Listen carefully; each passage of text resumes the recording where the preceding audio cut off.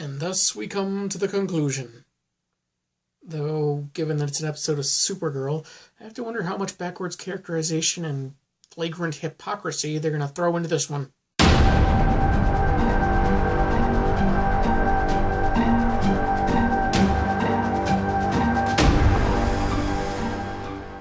Before we begin, I just want to point out I recently started a DeviantArt page. While I'm not much of a graphic artist, or even that great with Photoshop, to be honest, I thought it might be a fun idea to put up some of the stuff I've put on the show. Right now, it's mostly title card templates that I've made, but I am throwing in some other satirical Photoshops I've done, so if that's of interest to you, check it out. Link in the description. So, as it turns out, the black-suited Superman, as revealed in the new opener, is actually Deegan. He rewrote reality so that he's the Man of Steel with a dark sense of fashion. Even though he has all these powers, Barry and Alan managed to get away from him by putting innocent children in danger. So I guess Deegan is committed to being a hero, but, doesn't want to work for it, which they bring up in a back and forth.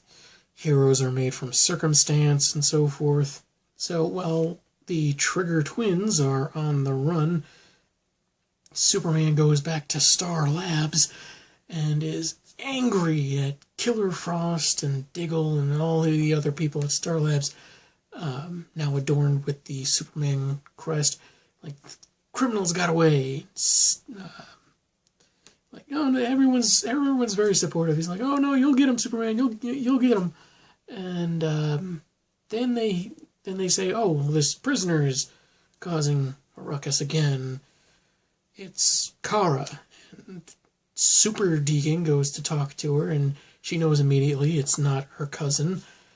And then she says something incredibly odd, like how Deegan wanted to copy her powers and her family crest, but not her gender. Are you too afraid to be a woman? Like, wait, where did that come from? It's a line that makes no sense. Do they think that's like an empowering line or something? It sounds so silly. And anyway, then Alex walks in briefly to let everyone know that she doesn't recognize Supergirl, and then Deegan threatens to kill her if Supergirl tries to interfere, even though she's in the pipeline, which suppresses her powers. Yeah, that afraid line was just so stupid. So Barry and Ollie are on the run, and they go looking for Cisco, but have an unexpected chat with the Monitor, who makes some vague claims like, oh, you're willing to die, there's hope for this Earth yet. I know that's not really how he sounds, but roll with me here. So after that, they figure, since their friends and heroes are now basically bad guys, Cisco might be a bad guy too. So they go to a local bar to look for him, a bar for criminals. Meanwhile, Kara tries to get Earth 1 Alex to listen to reason, but no go, because, reality changing and everything. And meanwhile, Barry and Ollie find Cisco, who's not just a criminal, he's basically a mob boss. And he doesn't exactly take a liking to the two at first, so he, calls some of his goons on them. So I didn't notice it at first, but it turns out the lead goon is Jimmy Olsen. And, well, they toss around the Trigger twins a little before Barry invokes the name Dante, who is Cisco's deceased brother, and says, Ollie says they have a plan to get rid of Superman. And when they meet privately with Gang Lord Cisco, they reveal that they know he has certain abilities, and they eventually convince him, though it takes apparently 17 tries, to get to Earth 38's Fortress of Solitude, where Superman and Lois are. And there's this moment which kind of, I didn't think it was that funny, but it was kind of funny given the circumstances, where Superman thought Cisco was an altered Kara. Speaking of, she's still in a Starlab cell, and Alex Danvers is, not convinced. She sealed her off, but Kara, even though her powers seem to be suppressed, she's able to use them to some degree. Like her super hearing, she can hear through the, giant door as Killer Frost is telling Alex she needs to get out more. And then there's a mention of a date Alex went on with a dude that didn't go over well. And then later, Kara, is attacked by some kind of sonic weapon by Alex. And she starts giving personal details. Alex turns the device off and more or less uses her personal experience on her Earth to convince Alex that, they were sisters on that world, and that her sister was, happy, more or less. She was successful, she was a good person, and she wanted a wife and kids, and, well, Clark, back on Earth 38, deduces that the Book of Destiny probably works by use of mind, like a bunch of other books he's apparently encountered. They try to formulate a plan just how they're going to find the book and before they can use it, and while Alex is leading Kara out of Star Labs, they run afoul of Super Deacon. But just then, evil Cisco vibes into that world with Barry, Alley, and Superman, and he and Super Deacon fly out for a fight. And that's when Gang Lord Cisco gets out of there. So while Ollie is fighting Diggle and Killer Frost in an elevator by himself, Alex takes Kara and Barry to Deegan's Fortress of Solitude, which is just the Starlab's time chamber. And they try using the book, which is unlocked now, but it's a bit much for Kara.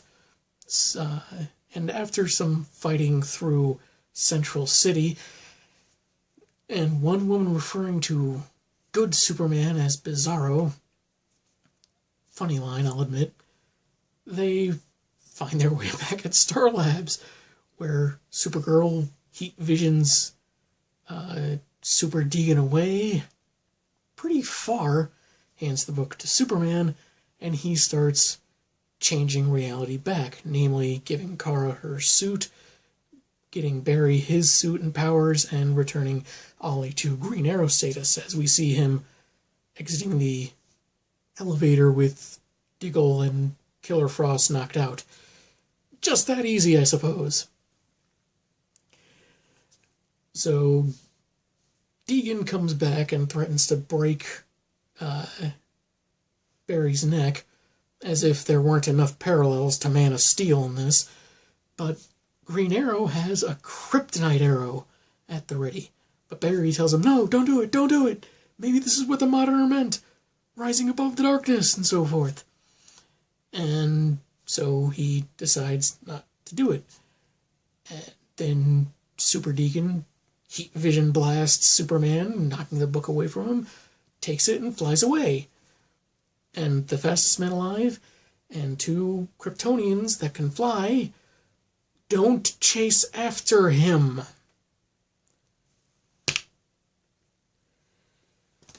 I mean, don't stand there and look at each other while the supervillain flies away. You go after him. You go after him.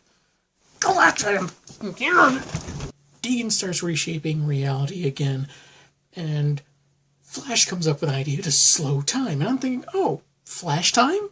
You can just, have everyone hold on to him, slows down time so they can travel to where Deegan is. And nope, if he goes Mach 7 in one direction, Kara goes Mach 7 in the other direction around the world, they can slow their Earth's rotation, and thus everything including time.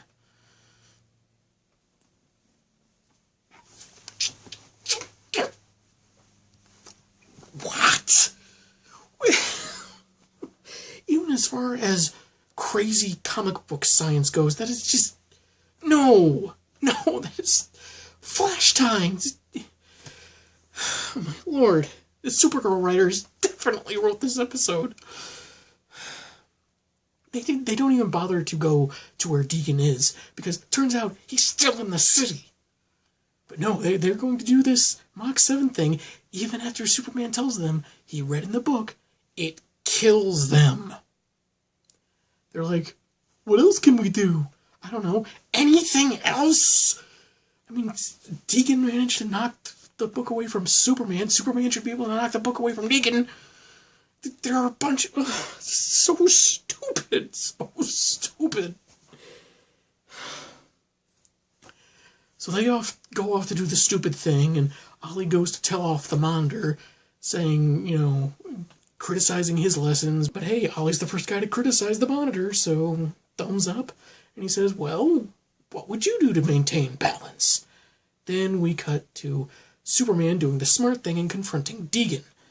And Deegan summons Amazo. But hey, John Jones shows up with Brainiac 5 and Lois with not Mjolnir.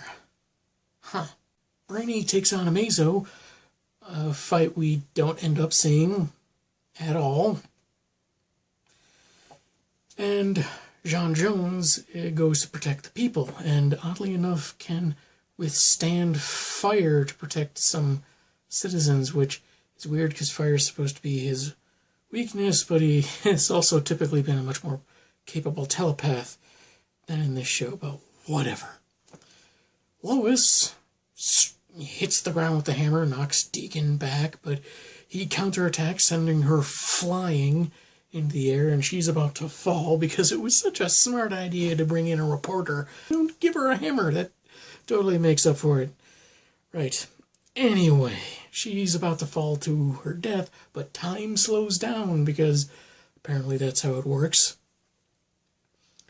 But at the same time, Kara and Barry are beginning to get some nasty glowing skin rashes because, they're about to die because stupid. But then Ollie shows up, fires at the Book of Destiny, and that basically seems to reset everything and make Deegan's face look a lot like Skeletor from that old He-Man movie with Dolph Lundgren. Anyway, the heroes, they say their goodbyes, and Kara, Clark, and Lois head back to the Smallville farm, where Clark says that he's got something to say, and after saying, "Oh, you and Alex will do fine at the DEO, whether have each other's backs," and he fumbles around trying to get to a point when Lois comes in. She's pregnant. They're gonna have a baby, and they're going to spend some time on Argo City because, well, the kid's gonna start kicking eventually, and better for that to happen where the kid's not gonna have any powers. But Clark's going to make it a longer sabbatical because Lois nearly dying made him reevaluate some things, so he's going to be away from Earth, be away from being Superman for a while, leaving Earth in Kara's hands. And later at the Fortress of Solitude, Clark formally proposes to Lois, and naturally she accepts. Now the episode ends with Ollie and Barry at a bar, and they're talking about changing destiny and being heroes and who's a better man than who and so forth. And Ollie gets a call from Batwoman, who says that Deegan might be a problem because he's apparently made a friend in Psycho Pirate. And we close on those two at the asylum before getting a teaser card for next year's crossover, Crisis on Infinite Earths. So maybe that will involve Black Lightning. Part 1 started very strong. It had a lot of fun with the dynamics between the two characters and the situation they were in. Amazo was a pretty good villain for them to fight, even though there was that typical CW superhero hiccup of them not doing something the moment they have the opportunity. And they really seem to maintain the feel of The Flash And I guess they did the same thing for Arrow in part 2. I have to assume because, as I said before, I don't watch Arrow. I wouldn't say it got much better or much worse. I would say it kind of maintained itself in the second part. Had some nice Easter eggs and references throughout. But as X-Men The Last Stand will show, references and Easter eggs do not a good story make. Fortunately, this story is fine enough on its own. And really, I think it's better that it was a 3-parter instead of trying to involve a 4th or even 5th CW superhero show. Not just because Black Lightning is fine being its own little world for the time being, but also because I did kind of feel with the other 2 big crossovers that they meandered a bit too much and they weren't really necessary. Kind of like with, well, Event Comics, which is appropriate enough, where there'll be this big main story and a bunch of, mainline titles giving an issue or two to the story that don't really add much. The most prominent example I can think of is Our Worlds at War. Learned a big lesson with that one. The third part, however, oh boy, a lot more things just start falling apart there. They let Deegan get away. They come up with a really stupid way to try and slow him down or stop him. And they involve, I get wanting Lois to be more than a damsel in distress, even though she was kind of in distress. It was a dumb idea, even if she has a freaking magic space hammer, to bring her into a freaking fight with a guy with the same powers as Superman. Unless that hammer had some kryptonite in it, which it obviously didn't. And there were bits of dialogue that I thought were just really bad, hackneyed. The show can do so much better. The first season was so much better than the second or third. This one was kind of an improvement on its own. Not perfect. It still has its problems.